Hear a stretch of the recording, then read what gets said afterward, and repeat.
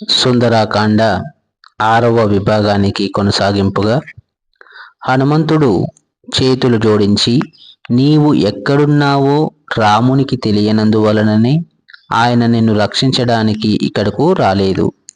నీవు లేక రాముడు ఒక్క క్షణమైన మనశ్శాంతి ఎరుగడు. నిజంగానే నేను తిరిగి వెళ్ళి నీవు ఇక్కడున్న విషయం రామునికి చెప్పగానే ఆయన తక్షణమే వచ్చి రావణుడిని సంహరిస్తాడు అని బదులిచ్చాడు. 2 మాసముల తర్వాత రావణుడు నన్ను వధించాలనుకుంటున్నాడు కనుక ఇదెంత అత్యవసరమైన విషయమో రామునికి నీవు గట్టిగా నొక్కి చెప్పాలి. నన్ను రామునికి తిరిగి అప్పగించవలసిందిగా రావణునికి అతని తమ్ముడు విభీషణుడు పదే పదే విజ్ఞప్తి చేశాడు. అదేవిధంగా రాముని చేతులలో రాక్షసుల వినాశనం నేడో రేపో జరగనున్నదని అవింధ్యుడనే జ్ఞానవంతుడైన వృద్ధ సచివుడొకడు రావణునికి ముందస్తు హెచ్చరిక చేసిన విషయమును విభీషణుని జ్యేష్ఠపుత్రిక నాకు తెలియచేసింది. కానీ ఈ హితవును రావణుడు పెడచెవిన పెడుతున్నాడు అని సీత తొందర చేసింది. హనుమంతుడు ఇలా సూచించాడు: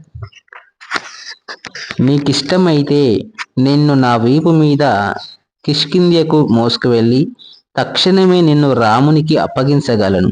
నేను సముద్రం మీదుగా ఎగురుతుంటే రాక్షసులు నాతో పోటీ పడలేరని నాకు గట్టి నమ్మకం ఉన్నది. ఈ అవకాశం గూర్చి విని సీత పులికించిపోయింది. కానీ ఇలా బదులు పలికింది: నీ ప్రతిపాదన చూస్తే ఒక వానరం చేసే ప్రతిపాదనలాగానే ఉంది. ఇంతటి అల్పుడు నన్ను సముద్రం మీదుగా మోసుకు వెళ్ళగలనని కనీసం ఎలా ఊహించగలుగుతున్నాడు? ఈ వ్యాఖ్యతో హనుమంతుడు ఒకంత అవమానం పొంది నా గురించి ఈమె ఎంత తక్కువగా భావిస్తుంది అనుకున్నాడు. అంతటా తన శక్తి సామర్థ్యములను రుజువు చేయడానికై హనుమంతుడు తన బృహత్ రూపమును ప్రదర్శించి, నీకిష్టమైతే లంకా నగరాన్నంతటినీ పెకిలించి వేసి రావణునితో సహా దానిని రాముని వద్దకు మోసుకుపోయి అప్పగించగలను. అందువలన దయచేసి నా గురించి నీకున్న సందేహములను విడిచిపెట్టు అని చెప్పాడు. అందుకు సీత, నీవు నిశ్చయంగా నన్ను సముద్రం మీదుగా మోసుకుపోగలిగినంత బలశాలివే అయితే ఆ ఆలోచన అంత సమంజసమైనది కాదనుకుంటున్నాను. నీవు మహావేగంతో ఆకాశంలో పోతూ ఉన్నప్పుడు నేను సొమ్మసిల్లి మకర తిమింగల సంకులితమైన సాగర జలములలో పడిపోతేనో, అంతేగాక రాక్షసులంతా కలిసి వచ్చి నీ మీద దాడి చేసినప్పుడు నీవు వారితో పోరాడడంలోనే పూర్తిగా నిమగ్నుడై ఉంటావు కదా, అప్పుడు నా గతి ఏమిటి? ఒకవేళ నీవు ఏదో ఒక విధంగా రాక్షసులనందరినీ సంహరించగలిగినా దాని వలన రాముని కీర్తి తరగడం మాత్రమే జరుగుతుంది. ఓ హనుమంత, నేను సంపూర్ణంగా నా పతిదేవునికే అంకితరాలునై ఉన్నందున నేను రాముడిని తప్ప ఇతరుల దేహములను స్పర్శించగోరను. రావణుడు నన్ను అపహరించిన వేళ నిస్సహాయురాలినై ఉన్నందున గత్యంతరం లేకపోయింది. కానీ ఇప్పుడు రాముడే స్వయంగా వచ్చి ఈ దుష్ట రావణుడిని వధించి నన్ను కాపాడాలి. ఈ కార్యమొక్కటే రాముని యొక్క అద్భుత ఖ్యాతిని అతిశయింపజేయదగినది అని అన్నది. అందుకు హనుమంతుడు బదులు పలుకుతూ, పతివ్రతవు, రాముని ధర్మపత్నివి. ఆయన నీ స్థాయికి తగినట్లుగా పలికిన నీ పలుకులు అభినందనీయములు. నేనిక వెళ్ళి వస్తాను. అయితే నేను నిన్ను యథార్థంగా కలుసుకున్నట్లు రామునికి విశ్వాసం కలిగించడానికై నాకు తోడ్పడగల చిహ్నమేదైనా ఉంటే దయచేసి నాకివ్వు అని అన్నాడు. సీత ఆశ్రుపూరిత నేత్రములతో హీన స్వరముతో ఇలా పలికింది: హనుమంత, నీవు నన్ను కలుసుకున్నట్లు రామునికి నమ్మిక కలిగించడానికై నేను చెప్పే ఈ వృత్తాంతమును నీవు ఆయనకు చెప్పవచ్చు. మేము చిత్రకూటంలో నివసిస్తుండగా ఒక రోజున జలక్రీడలాడిన పిమ్మట రాముడు తడి శరీరంతో నా ప్రక్కనే కూర్చున్నాడు.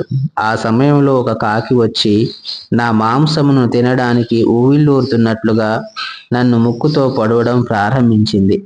దానిని పారద్రోలడానికై నేను ఒక మట్టి గడ్డను తీసి దాని మీదికి విసిరాను. కానీ ఆ మొండి కాకి ఆ స్థలం వదలకుండా ప్రక్కనే ఒక చోట దాగినది.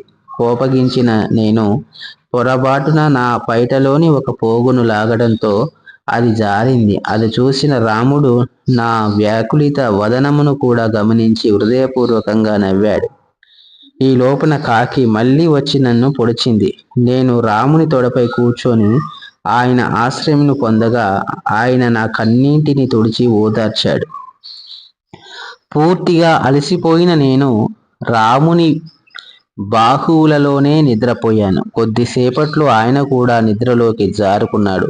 అదే అదునుగా భావించిన కాకి ఒక్కసారిగా ఎగురుతూ వచ్చి నా వక్షోజములపై రక్కింది. తనపై రక్తపు బిందువులు పడగా రాముడు నిద్రలోంచి మేలుకొన్నాడు.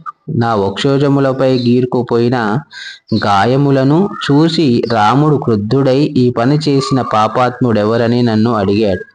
నేను సమాధానం చెప్పకముందే అల్లంత దూరాన రక్తం అంటుకొని ఉన్న కాలిగోళ్లతో కాకి కూర్చొని ఉండడం ఆయన చూశాడు. ఆగ్రహోదగ్రుడైన రాముడు తన దర్భాసనంలోని ఒక దర్భను తీసి దానిపై బ్రహ్మాస్త్రమును ఆవాహన చేశాడు.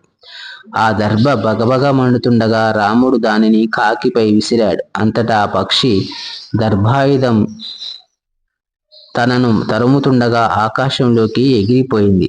అయితే ఆ కాకి ఇంద్రుని తనయుడట.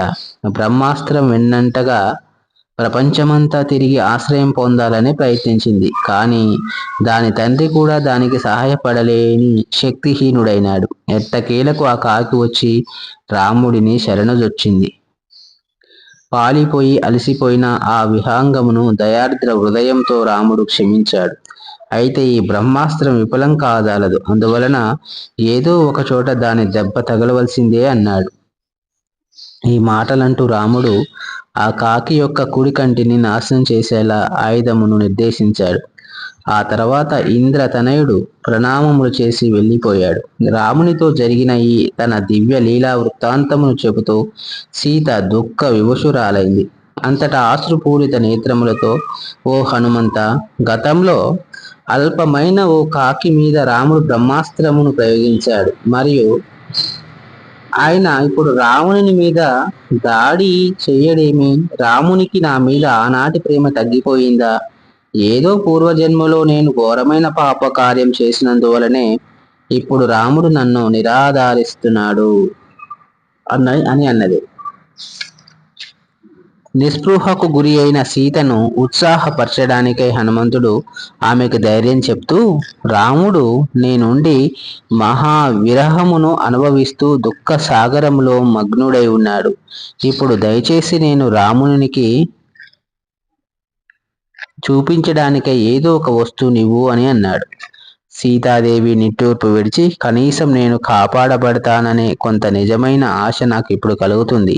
నీవు ఏదో ఒక విధంగా రాముడిని త్వరగా ఇక్కడకు రావాల్సిందిగా విజ్ఞప్తి చేయాలి. ఎందువలనంటే నేను రాముని నుండి 1 మాసం దూరంగా ఉండవలసి వస్తే ఖచ్చితంగా దుఃఖంతో మరణిస్తాను అని పలికింది.